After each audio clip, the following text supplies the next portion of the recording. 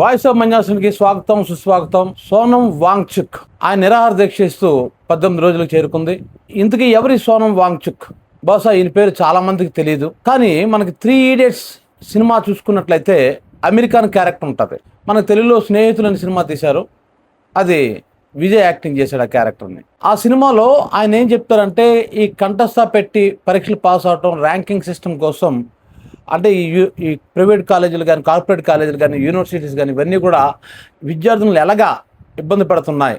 అంటే ర్యాంక్ సాధించకపోతే ఇంకా జీవితం వేస్ట్, ఇలా చదువులో కానీ సక్సెస్ అవ్వకపోతే ఇంకా జీవితం వేస్ట్, ఇంకా జీవితం లేదు అనేటువంటి ఆ ఫీలింగ్ని వాళ్ళ మెదడులో ఎలా కూరుతున్నారో చెప్తూ, అసలు ఇది ఎడ్యుకేషనే కాదు, విద్యా రంగంలో సంస్కరణలు కావాలి, అసలు ఈ కంఠస్థ అనేది బట్టి పట్టడం అనేది కరెక్ట్ కాదు, వాళ్ళకి అర్థమయ్యేటట్టు చెప్పాలి అని చెప్పేసి ఒక కాన్సెప్ట్తో ఈ 3 Idiots మూవీ తీశారు. దాన్ని శంకర్ తమిళంలో తెలుగులో కూడా తీయటం జరిగింది. అందులో ఏదైతే అమెరికాన్ యాక్టింగ్ చేశాడో, మరి అదేవిధంగా విజయ్ ఏదైతే యాక్టింగ్ చేశాడో తమిళంలో తెలుగులో, ఆ క్యారెక్టర్ ఒరిజినల్ క్యారెక్టరే సోనం వాంగ్చుక్. ఆయన ఒక యాక్టివిస్ట్, పర్యావరణ ప్రేమికుడు, ఒక ఇన్నోవేటర్.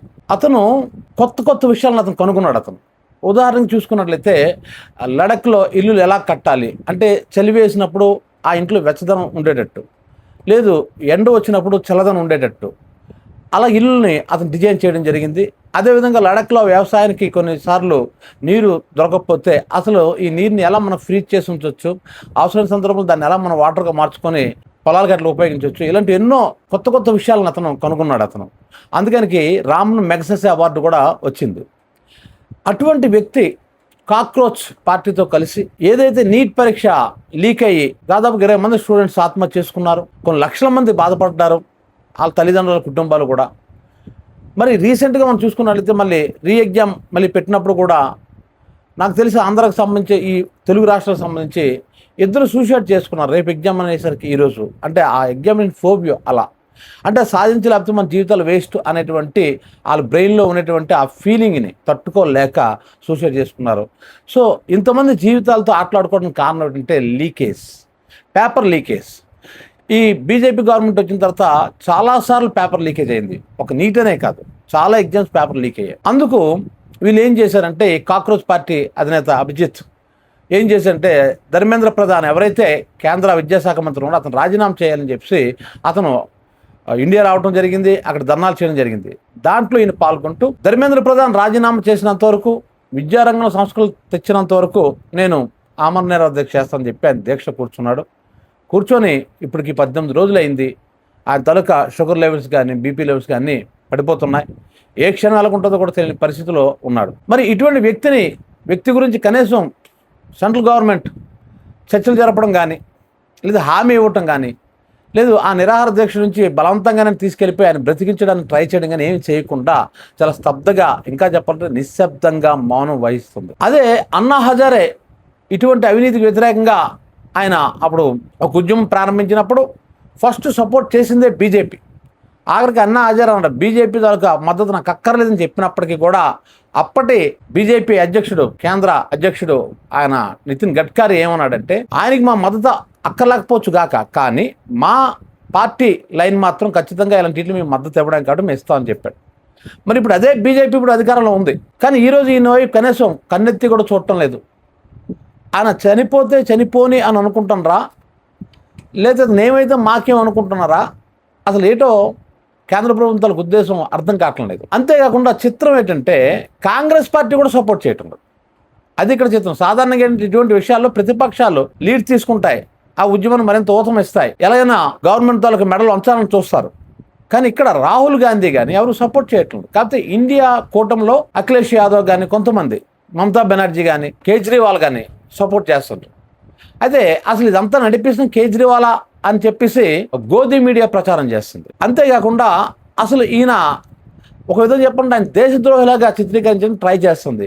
అసలు ఇండియన్ మిలిటరీని మోసం చేశాడని, అసలు ఈయన ఏమి కనిపెట్టలేదని, ఇంకెవరో కనిపెట్టిన తన పేరు పెట్టుకుంటున్నాడని, అసలు అది మేధావే కాదని, ఇలా రకరకాలు. ఎందుకంటే మనకు ఒక సామెత ఉంటుంది, అంటే name the dog mad before you kill it అని. అంటే కుక్కను చంపాలంటే పిచ్చిది అనే పేరు పెట్టి అప్పుడు చంపేస్తే ప్రజలు కూడా హర్షిస్తారు, పిచ్చి కుక్కనగా చంపారని. ఇక్కడ ఈ గోధుమ మీడియా ఏం చేస్తుందంటే ఎవరైనా ప్రభుత్వానికి వ్యతిరేకంగా ఏమైనా ఉద్యమాలు చేస్తే ఖచ్చితంగా ఆయన్ని బ్యాడ్ చేసేస్తున్నారు ప్రజల్లో. ఇటు దేశద్రోహి, చైనాలతో అది కూడా అంటున్నారు, చైనా వాళ్ళతో ఇతని సంబంధాలు ఉన్నాయి, అసలు దేశ అస్థిరత్వం పెంపొందించడం కోసమే ఈ ఉద్యమం నడిపిస్తున్నారని, లేకపోతే ఇన్నాళ్ళు ఉద్యమం నడిపించడానికి వీళ్ళు డబ్బులు ఎక్కడమని కానీ ఇలా రకరకాల. అప్పుడు కూడా రైతు ఉద్యమం చేసినప్పుడు ఇలాగే కదా అన్నారు, రైతులకి అంత డబ్బు ఎక్కడిది, ఇన్నాళ్ళు అలా ఉద్యమం చేయగలరని. సో అదే స్ట్రాటజీ మళ్ళీ ఇక్కడ ఇతని విషయంలో కూడా బీజేపీ గవర్నమెంట్ అనుసరిస్తుంది. ముఖ్యంగా మీడియా చాలా బాధ అనిపించేది ఏంటంటే, మీరు చూడండి ప్రముఖ పత్రికలు, ఈవెన్ తెలుగు పత్రికలు అయినా సరే, ఈవెన్ మీరు ఈనాడు చూసుకుంటారో, లేదంటే సాక్షి చూసుకుంటారో, లేదా జ్యోతి చూసుకుంటారో, ఏ పేపర్ ఈ ఎక్కడో మూలలో చిన్న స్టోరీ వేస్తున్నాడు అంతే, చిన్న కథనం, చిన్న న్యూస్ వేస్తున్నాడు అంతే. కానీ మెయిన్ పత్రికలు కానీ మెయిన్ ఛానల్స్ కానీ ఈయన అసలు హైలైట్ చేయటం లేదు. ఎందుకు చేయటం లేదో కూడా అర్థం కావట్లేదు. మోడీకి భయపడుతున్నారా, లేదంటే అసలు మహాకవి శ్రీశ్రీ అన్నట్లు పత్రికలు పెట్టుబడిదారీ వ్యవస్థకు పుట్టిన విషపుత్రికలు అని చెప్పినట్లు అలా చాలా పత్రికలు వాళ్ళు తయారైపోయావా, నిజాన్ని చెప్పలేకపోతున్నారా? ఆ రోజు అన్నా హజారే ఉద్యమం చేసినప్పుడు అన్ని ఛానల్స్, లేకపోతే దేశం ఎందుకు కదిలింది ఆ రోజు, అన్ని ఛానల్స్లో కూడా ఈ న్యూస్ మాటమాటిగా అన్నా హజారే గురించి చూపించేవారు. యువతలో ఒక రకమైన ఉద్యమ స్ఫూర్తిని తగిలించింది ఇదే మీడియా.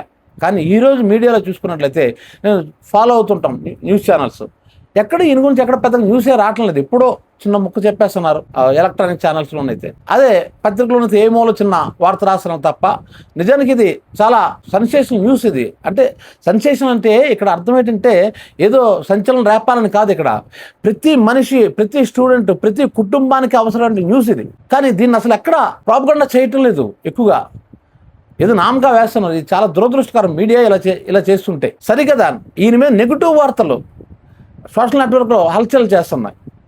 అంటే ఆయన ప్రాణాలకు ఎందుకు తెగిస్తున్నాడో, ఆయన కోసమా, ఆయన కుటుంబం కోసమా, లేదు ఆయన పదవి కోసమా? కేజ్రీవాల్ మొన్న ఒక మాట చెప్పి ధర్మేంద్ర ప్రధాన్ రాజీనామా చేసి ఈయనకి విద్యాశాఖ మంత్రి ఇచ్చాను, అది కరెక్ట్ డిమాండ్ అసలు ఆ మాటకు వస్తే.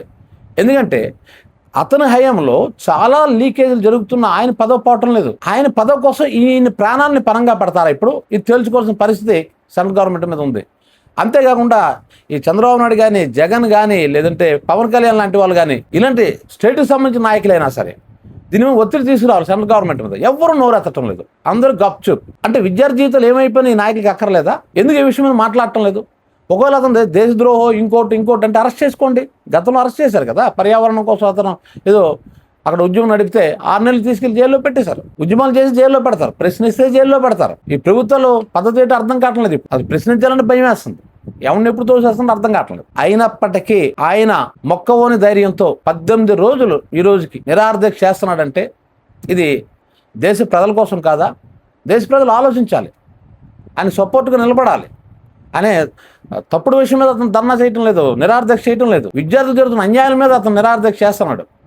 ఆఖరి ఢిల్లీ హైకోర్టు ఒక లాయర్ వేసిన పిటిషన్కి ఢిల్లీ హైకోర్టు ఏం చెప్పిందంటే, ప్రతి ప్రాణం అమూల్యమైందే కాబట్టి చర్యలు తీసుకోండి, మీ డాక్టర్లను పంపించండి, టెస్టులు చేయించండి అని నిన్న ఢిల్లీ హైకోర్టు ఆదేశాలు జారీ చేసింది కేంద్ర ప్రభుత్వానికి. అలాగే ఆదేశాలు జారీ చేసిన ఇప్పటివరకు అందుతున్న సమాచారం ప్రకారం కేంద్ర ప్రభుత్వం చీమ కుట్టినట్టేనే లేదు. అంటే ఏం జరిగింది జరగని అనుకుంటున్నారా ఏటో అర్థం కావటం లేదు. ప్రజల్లో కూడా అనుకున్నంత రెస్పాన్స్ మాత్రం రావటం లేదు. అంటే ఆ రోజు అన్నా హజారేకి వచ్చినంత రెస్పాన్స్ ఇప్పుడు మాత్రం రావటం లేదు. దానికి కారణం అప్పుడు మీడియా ప్రచారం బాగా చేసింది, ఇప్పుడు చేయటం లేదు. కాబట్టి చదువుకున్న యువత ఎవరైతే ఉంటారో వాళ్ళైనా సరే ఈ విషయంలో ప్రచారం చేయండి. ఎందుకంటే అటువంటి సోనం వాంగ్చుక్ లాంటి వ్యక్తి ప్రాణాలు చాలా విలువైనవి, దేశానికి కావాల్సిన వ్యక్తి అతను, ఒక ఇన్నోవేటర్. మరి అటువంటి వ్యక్తిని మనం రక్షించుకోవాల్సిన అవసరం ఉంటుంది. ఒక ఇంజనీర్, మరి పర్యావరణ ప్రేమికుడు, పర్యావరణం కోసం పోరాడతాడు, ఒక యాక్టివిస్ట్ అయినా. ఇందులో ఎక్కడ ఆయన స్వార్థం కనబడటం లేదు. కొంతమంది అంటారు ధర్మేంద్ర ప్రధాన్కి మేము ఒక యూనివర్సిటీ పెడతాం, దానికి అనుమతులు ఇవ్వండి అని అడిగాడని, అతను ఇవ్వలేదని అతని మీద కోపంతో ఈ నిరాహారదీక్ష కూర్చున్నాడని అని అంటున్నారు. మరి అదేవిధంగా అయితే భార్యాభర్తలు అయితే ధర్మేంద్ర ప్రధాన్ కలిసి ఎందుకు కళ్ళలో తప్పే ఉంది, సెంట్రల్ మినిస్టర్ని కళ్ళడం తప్పే ఉంది, వీళ్ళ దగ్గర ఉన్న ఐడియాస్ ఆ మినిస్టర్ గారికి చెప్పడం తప్పే ఉంది. అంతమంది చేసి ఏంటి తప్పు ఎక్కడ జరిగింది? అసలు ఒక మంత్రి గారిని ఒక యాక్టివిస్ట్ కళ్ళలో తప్పు ఎక్కడ వస్తుంది? మరి అదే ధర్మేంద్ర ప్రధాన్ కలిసిన తర్వాత ట్వీట్ చేశాడు కదా, ఈ వాంగ్చుక్ మంచి ఐడియాలజీ ఉన్న వ్యక్తి, గొప్ప వ్యక్తి అని అతనే. మరి ఎందుకు అతను ట్వీట్ చేసేటప్పుడు? మరి ఇప్పుడు నిరాహారదీక్ష చేస్తుంటే ఎందుకు ఈ ధర్మేంద్ర ప్రధాన్ రావటం లేదు? అంతవరకు ఎందుకండి? ఆ పాత్ర ఎవరైతే పోషించారో అమీర్ ఖాన్, అమెరికన్ ఇంతవరకు నోరెత్తడం లేదు.